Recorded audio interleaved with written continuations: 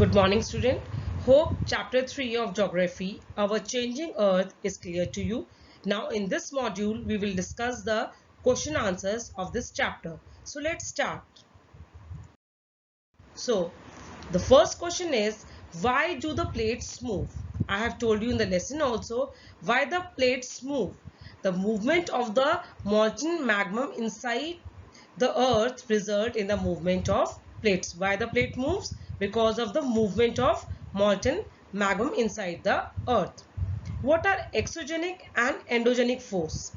The movement of the earth is divided on the basis of forces which cause them.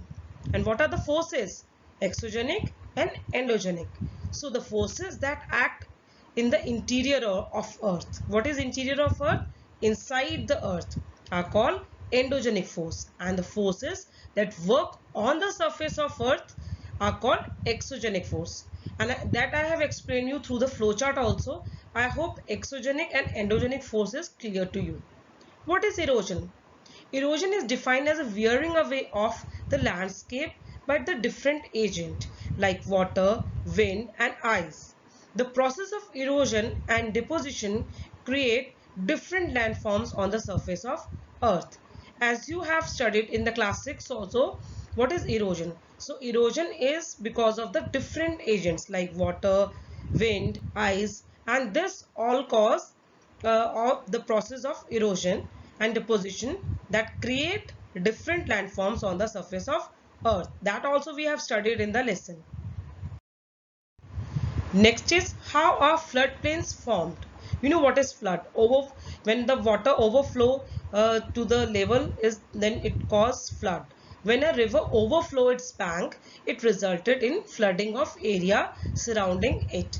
When it flood, it deposit a layer of fine soil. This I also explain you in the lesson. What is actually fine soil? Fine soil is a good quality of soil and other material called sediment, thus forming a fertile layer of soil called floodplain. What are sand dunes? When the wind blows, wind blow, it lift and transport the sand from one place to another. When the wind stop blowing, the sand falls and it get deposited in the low hill like structure. These are called sand dunes. They are mostly found in desert area. Now the next question is, how are beaches formed? The sea waves deposit sediments along the seashore. This result in the formation of beaches. The sea waves, you have seen the sea waves that deposit the sediments and that along the seashore. This result in the formation of the beaches. What are oxbow lakes? When the river entered the plain, it twists and turns.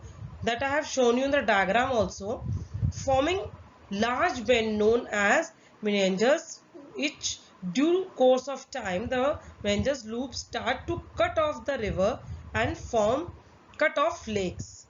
Cut off the river and cut off lakes known as Oxbow Lake. That I have explained you in the lesson also. So I hope all the question answers are clear to you. Read the lesson thoroughly, go through all the question answers, and thank you. Have a nice day.